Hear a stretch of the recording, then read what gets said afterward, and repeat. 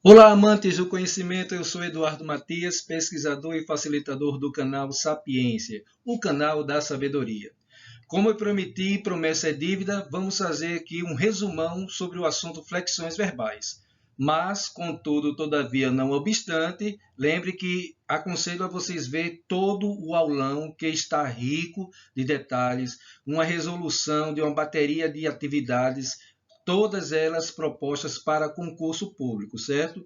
Então aqui a gente vai dar uma pincelada, mas espero que vocês entrem, vão no nosso canal e lá vocês vão ver a aula toda em detalhe como deve ser, certo, pessoal? Não se esqueça de se inscrever no nosso canal, dar o joinha, porque sua participação é muito importante para que nós possamos cada vez mais promover conhecimento. Sem muitas delongas, vamos lá falar, sobre as flexões verbais. Como nós falamos, flexões significa mudança, alteração do verbo. Essas alterações ou mudanças dar-se-á da seguinte maneira: em modo, tempo, número, pessoa, voz e aspecto, certo? Com relação aos modos, entendendo assim, modo é a maneira como o verbo se apresenta. Então, a maneira dar-se-á da seguinte maneira: no modo indicativo, que indica certeza; no subjuntivo, indica dúvida; no imperativo, ordem ou pedido. E aí você vê o exemplo para o modo indicativo. Ele vai à festa, certeza de um fato. Não importa o tempo do indicativo, certo? Contanto que apresente uma certeza do fato. Subjuntivo, tomara que ele vá à festa. Aí você tem aí um desejo, né? Eu coloquei como ordem, pedido, mas às vezes pode ser uma exortação, um desejo, tá ok? E isso tudo vocês vão encontrar lá no aulão, certo? No imperativo, vá à festa ou não vá à festa, no caso do imperativo negativo, certo? Então, a ideia de ordem, a ideia de pedido, certo? Com relação aos tempos verbais, quando se fala tempo, é o momento em que aconteceu um fato, certo? O verbo ele indica também o momento, através da ação do sujeito, evidentemente, certo? Então temos aí para o indicativo, né, 6 formas de tempo, né? 6 formas em que a ação verbal acontece, a ação do sujeito acontece. Presente, passado, pretérito imperfeito, pretérito perfeito, pretérito mais que perfeito, futuro do presente e futuro do pretérito. Lembre que pretérito é uma forma arcaica utilizada nas gramáticas antigas, né? Atualmente se utiliza muito logo a palavra passado. Algumas ainda mantêm essa forma, mas em geral é a palavra passado. Mas aí fica aí um novo vocabulário para vocês, né? Então, presente, o fato está acontecendo neste momento. Estou aqui. Pretérito imperfeito é um fato passado que não foi concluído. Não lia nenhum tipo de publicação. Percebe aí no verbo lia a ideia de um passado não concluído? Ele começou a ler, não lia nenhum, quer dizer, ele não chegou nem a ler a determinada informação, no caso da publicação, né? Poderia tirar o não, colocar assim, lia algum tipo de publicação, ou seja, iniciou esse tipo de publicação, mas não concluiu a leitura. Pretérito perfeito, aí é o passado que você concluiu a ação, certo? Foi uma ação passada, mas concluída, tá ok? Aí o exemplo. Não li o jornal, ou seja, uma clareza de um fato passado que não se chegou nem a iniciar, certo? E você poderia tirar o não também. Li o jornal, ou seja, também mesmo na afirmativa, você tem um passado que a pessoa completou a leitura, tá ok? Pretérito mais que perfeito é aquela ideia de dois passados, de dois passados, um anterior ao outro. É como se você lembrasse de um fato anterior e você lembrasse de um outro ainda anterior a esse outro passado, tá ok? Parece meio confuso, mas é assim. A ideia de dois passados. Como se você lembrasse da segunda, o que você fez na segunda, e nessa mesma lembrança você lembrasse do que fez no domingo, ou na sexta, ou na quinta. Tá ok? Isso voltando o tempo, certo? E aí você tem, quando sair para trabalhar, já leira o jornal de hoje. Perceba que para se utilizar o verbo no mais que perfeito é preciso ter no mínimo 2 orações.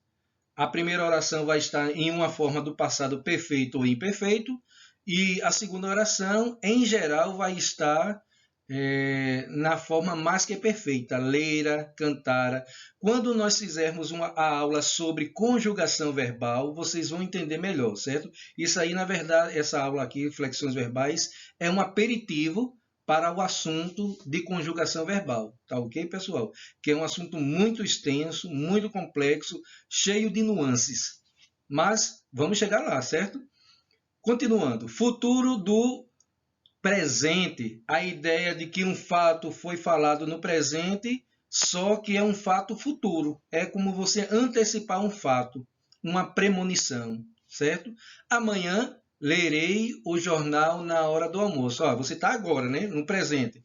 Você está dizendo que amanhã, um fato futuro, você vai fazer algo. No caso, ler o jornal na hora do almoço. Beleza? Futuro do pretérito é a ideia de um futuro, só que lembrado no passado. É a ideia de que você, agora no presente, lembrou de um fato passado que só vai acontecer no futuro. Certo? Por exemplo, ontem você estava conversando com os seus colegas e de repente veio o assunto Copa do Mundo ou Olimpíada, que ainda vai acontecer. Então você lembra desse fato dessa conversa no passado, só que sobre um fato futuro, que ainda está por acontecer. Por acontecer, tá ok? Aí você tem o exemplo, leria, mas se tivesse havido tempo.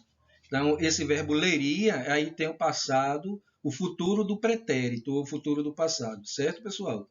O subjuntivo, como nós falamos, indica dúvida, né? Incerteza. Temos 3 formas de subjuntivo, 3 formas de tempo no subjuntivo. É o presente do subjuntivo, certo? É um presente duvidoso. Ó, observe que todo subjuntivo vai ter essa forma que, certo? Que seria a conjunção. Seria a conjunção, pronome mais o verbo. E aí vem o restante da frase. Que eu ouça música, que tu ouças música, que ele ou ela leia, ouça música, certo? Que nós ouçamos música e aí vai conjugando, tá ok? Observe que vai ter sempre o que, o pronome e aí o verbo, beleza? O pretérito imperfeito do subjuntivo, eu não estou voltando o conceito, pessoal, porque o conceito vai permanecer, certo? A ideia sobre a questão de presente, de passado, permanece. O que está mudando agora é o modo verbal, certo? Que é a ideia da certeza, da dúvida, da ordem. No caso do subjuntivo, da incerteza, da dúvida. Pretérito imperfeito do subjuntivo. Então, para o pretérito imperfeito, para o passado imperfeito do subjuntivo, a marca é a condicional se. Se eu ouvisse música, se tu ouvisses música, se ele ou ela ouvisse música, e aí vai conjugando normalmente. Observe que vai ter sempre esse se, que é uma condicional, certo? E para o futuro do subjuntivo, a marca é o advérbio, né? Quando eu ouvir música, quando tu ouvires música, quando tu ouvir música, e aí vai conjugando. Aí está a marca o que para o presente, o se para o pretérito imperfeito e quando para o futuro do subjuntivo. Beleza? Continuando. E aí os tipos de imperativo. Você vê que o imperativo ele não tem propriamente um tempo verbal. Ele tem, como diria assim, uma afirmação e uma negação, certo? Então, embora você tenha a ideia de ordem, pedido ou exortação, mas você vai dar tudo isso, ordem, o pedido ou exortação, na ideia de afirmação ou de negação. Então, temos o imperativo afirmativo e o negativo. No afirmativo, olha o exemplo aí, ouça a música. É uma ordem, às vezes se caracteriza como pedido. Não importa, se tiver a ideia de ordem ou pedido, aí vai um pouco pela interpretação da situação, certo? Contanto que tem essas duas ideias, aliás, 3, exortação, pedido ou ordem, caracteriza como imperativo afirmativo. Normalmente, pessoal, num português mais erudito, mais exímio, certo?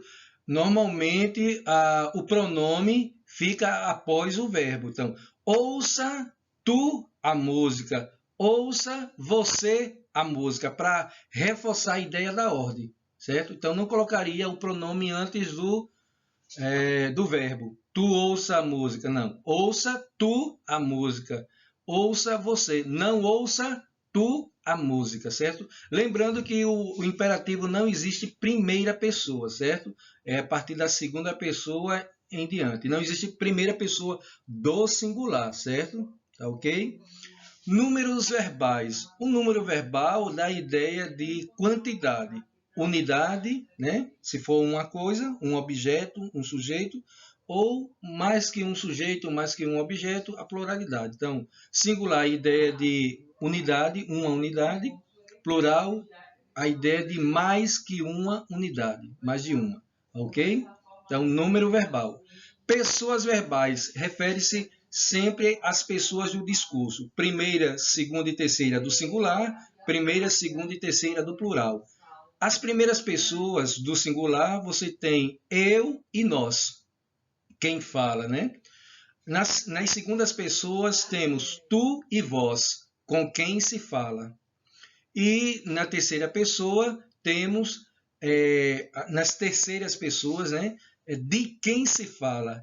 Ele, ela, eles ou elas, certo? Aí eu falei o pronome, né, que o pronome também reforça, né, o que eu falei há pouco, são os pronomes que reforçam a ideia do verbo. Se está na primeira, segunda ou terceira do singular, primeira, segunda ou terceira do plural. Mas você pode colocar somente o verbo. Por exemplo, ouço você. Quem ouço você? Eu. Então, mesmo sem estar presente, né, o pronome, que às vezes reforça, fica mais claro, pela desinência verbal, dá para se perceber. Eu estou antecipando desinência, quando falarmos sobre conjugação verbal, vocês irão entender melhor, certo? Vamos lá, vozes verbais. A voz indica se o sujeito pratica ação, sofre ação ou acontecem os dois momentos simultâneos, certo? Na voz ativa, o sujeito pratica ação. Paulo comeu o brigadeiro. Qual é a ação aí? Do Paulo, o sujeito, certo? Então, o verbo aí eu chamaria de verbo na voz ativa. O verbo comeu, né? A voz passiva, né? O brigadeiro foi comido pelo Paulo. Veja, o sujeito agora não é agente, é um sujeito paciente, certo? Então, observe que o sujeito, o brigadeiro, sofre uma ação de quem? De Paulo. Certo? A mesma frase, observe a inversão. Também nós ainda vamos fazer uma aula sobre transformar, né? Transpor uma frase da voz ativa para a voz passiva. Mas se vocês olharem, para antecipar, vocês observem que o que está no final vem para o começo e o que está no começo vai para o final, havendo alguns ajustes com relação ao verbo e no caso da preposição, certo? Pelo, pela, por, ok? Mas vamos deixar isso para um outro momento. E na voz reflexiva, o sujeito pratica e sofre a ação simultaneamente, ó. Eles abraçaram-se durante muito tempo. Então, eles, né? Alguém abraçou e esse alguém que abraçou também recebeu um abraço. Então, a ação recíproca, ação e reação, né? Não no sentido negativo, mas no sentido positivo. Um aperto de mão. Né? Um exemplo bem clássico, né? Fulana cortou-se com a faca. Então, imagina aí a pessoa partindo a laranja, né? Ela errou o alvo, acertou o dedo. Então, ela praticou uma ação e essa ação voltou-se contra ela, certo? Beleza? E para fecharmos esse assunto, flexão em aspecto. O aspecto, pessoal, é a ideia de durabilidade ou não durabilidade, conclusão ou não conclusão de um fato. E o exemplo que temos aí, os alunos fizeram os exercícios na segunda-feira. Você vê que há uma conclusão temporal, né? Os alunos fizeram os exercícios na segunda-feira. Veja, fez questão de dizer que houve uma ação do sujeito e essa ação foi concluída, certo? Quem quer entender melhor esses detalhes sobre as flexões do verbo em forma de aspecto, veja o nosso aulão, certo? Está lá no nosso canal Sapiência, certo? Canal da Sabedoria. Então, por hoje só e somente só, um forte abraço e vamos esperar o próximo vídeo, certo? Vou deixar aí surpresa, se quiserem mandar sugestões, estamos aí ao seu serviço. Um abraço.